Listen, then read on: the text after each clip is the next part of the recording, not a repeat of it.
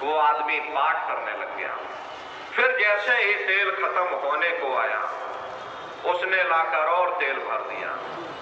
आदमी भूख से व्याकुल हो उठा। अंत में थक हार करके और दिया बुझा करके रोटी खाने लगा। ये हाल है पाठ करने वालों का। कहने का मतलब ये है कि दुनिया ऐसे ऐसे रस्म रिवाज में फंसी हुई है, ऐसे ऐसे कर्मकांडों में उलझी हुई है प्रेमी भाई बहनों, कि कोई सिद्ध बना बैठा है, कोई नाथ बना बैठा है, कोई देवी देवताओं का अवतार बना बैठा है। ये सब काल का धोखा है। काल ने सारे जगत के जीवों को इसी धोखे में फंसा रखा। देखो चरित्र काल कर्ता का, कोई सिर कोई पैर रुधान। देखो काल ने कितना बड़ा धोखा दिया। किसी को हाथों से बहा दिया, किसी को पैरों से बहा दिया। वाल्मीकि जी महाराज ने राम के पैदा होने के 10,000 साल पहले पूरी रामायण बनाकर रख दी। भाई तुम्हारे अंदर राम है, तुम्हारे अंदर रावण है, सब कुछ तुम्हारे अंदर है।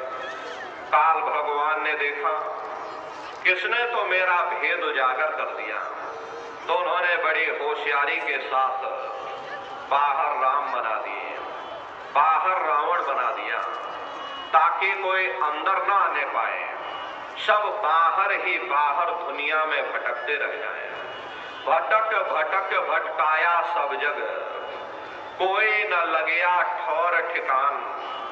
काल ने सारे जगत के जीवों को बाहर ही बाहर दुनिया में भटका दिया। किसी को पानी में, किसी को पत्थर में, किसी को मंदिर में, किसी को मस्जिद में, किसी को दिवालय और शिवालय में। प्रेमी भाई बहनों, इन बाहरी कर्म कांडों से न कभी किसी को मुक्ति मिली है, न भविष्य में कभी मिल सकती है। लोमश ऋषि का दृष्टांत आता है। लोमश ऋषि ब्रह्मा के पुत्र माने जाते थे।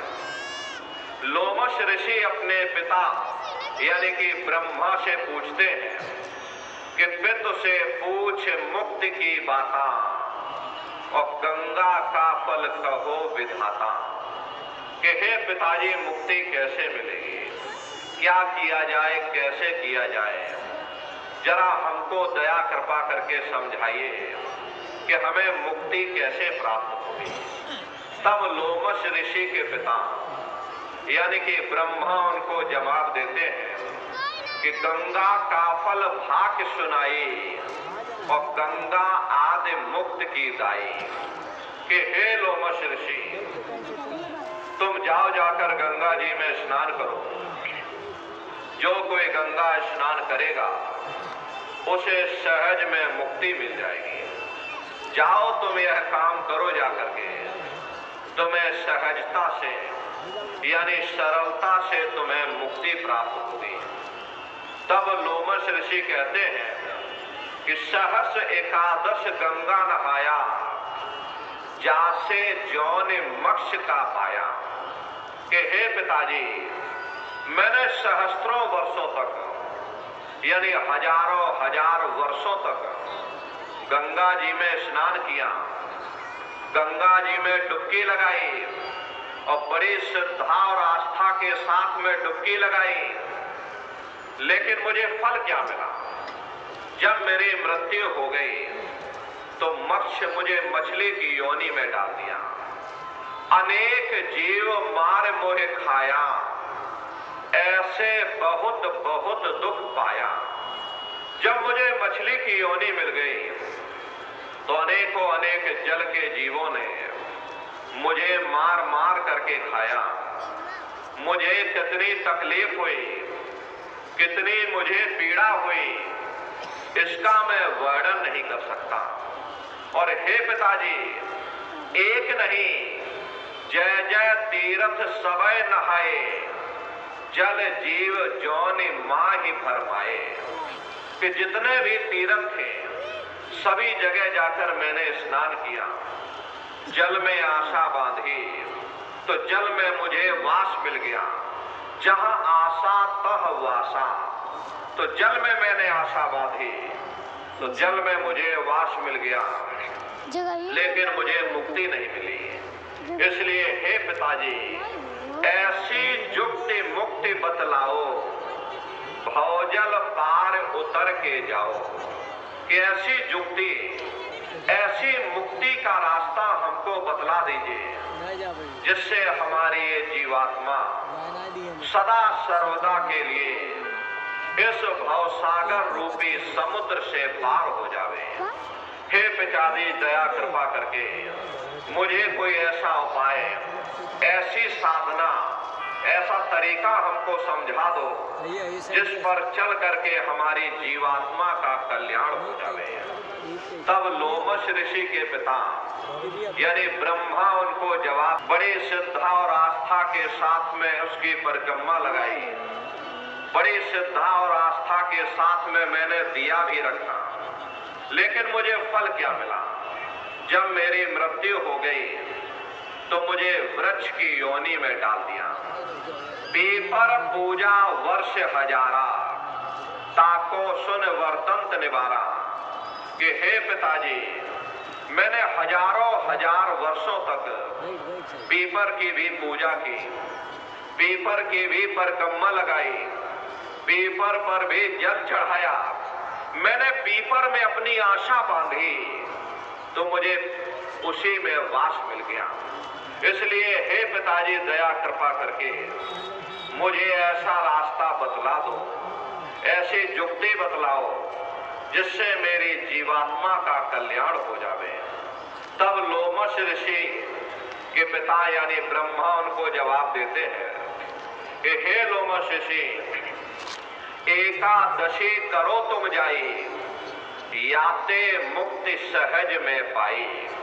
जाओ तुम जाकर एकादशी का व्रत रखो, मेरा ये उपाय करिएगा, इससे तुम्हें सहजता से यानी सरलता से तुम्हें मुक्ति मिल जाएगी। तब लोमश ऋषि फिर जवाब देते हैं कि सहस्र वर्ष एकादश कीन्हा, अंत जन्म माखी को लीन्हा। कि हे पिताजी, मैंने सहस्त्रों वर्षों तक यानी हजारों हजार वर्षों तक एकादशी का व्रत भी किया, लेकिन मुझे फल क्या मिला? जब मेरी मृत्यु हुई तो मुझे मक्खी की योनि में डाल दिया। और लोमश ऋषि जवाब देते हैं कि अर पुनि व्रत कीनी बहु तेरा, ताका सुन वर्तंत निवेरा। कि हे पिताजी, मैंने और भी बहुत सारे व्रत किए, मैं कहां तक उसका वर्णन करूं? और पुनि व्रत कर झार बनाई, पर मुक्ति हमने नहीं पाई। मैंने और भी बहुत सारे व्रत किए, कोई व्रत मैंने छोड़ा नहीं जो मैंने किए ना हो, लेकिन मुझे मुक्ति नहीं मिली। मैं खाली का खाली रह गया, मेरा जन्म बर्बाद हो गया, मेरा समय बर्बाद हो गया। जहां मैंने आशा बांधी वहीं मुझको वास मिल गया, लेकिन मुझे मुक्ति नहीं मिली। इसलिए हे पिताजी, दया कृपा करके मुझे ऐसा रास्ता बतलाओ जिससे मुझे मुक्ति मिल जाए, मेरी जीवात्मा परमात्मा में विलीन हो जाए, हम हमेशा के लिए जन्म मरण के बंधनों से आजाद हो जावें, फिर कभी इस काल के संसार में हमको दोबारा ना आना पड़े, कभी नरकों चौरासियों में हमको दोबारा ना जाना पड़े। हे पिताजी, कोई ऐसा उपाय, ऐसा रास्ता हमको बतला दीजिए। तब लोमश ऋषि के पिता यानी ब्रह्मा उनको जवाब देते हैं कि हे लोमश ऋषि, मेरा ये विचार है, तुम जाओ जाकर थोड़ा दान पुण्य करो। पुण्य गौ का सबसे भारी, याते मुक्ति होए विचारी। मेरा ये विचार है, तुम जाओ जाकर दान पुण्य करो, और दान पुण्य में सबसे बड़ा पुण्य गौदान माना जाता है। जाओ तुम गौदान करो जाकर के, तुम्हें अवश्य ही मुक्ति मिल जाएगी। तब लोमश ऋषि फिर से जवाब देते हैं कि गौ दान कीन्हा बहु तेरा और जन्म मिला जो बकरी केरा। कि हे पिताजी, मैंने बहुत गौदान किया, लेकिन मुझे फल क्या मिला? जब मेरी मृत्यु हो गई तो मुझे बकरी की योनि में डाल दिया। न जाने कितनों ने मेरा शिकार किया, मुझे मार मार करके, काट काट करके खाया गया। मुझे कितनी तकलीफ हुई, कितनी मुझे पीड़ा हुई, इसका मैं वर्णन नहीं कर सकता। इसलिए हे पिताजी, मैंने बहुत भटक लिया। जो भी आपने विधि बताई, विधि विधि ध्यान विधि से कीन्हा, जो भी आपने विधि बताई मैंने विधि विधान के साथ उसे पूरा किया। कोई उपाय मैंने छोड़ा नहीं। इतने तीर्थ व्रत कर्म कांड इस संसार में कोई भी मनुष्य नहीं कर सकता जितना कि मैंने किया।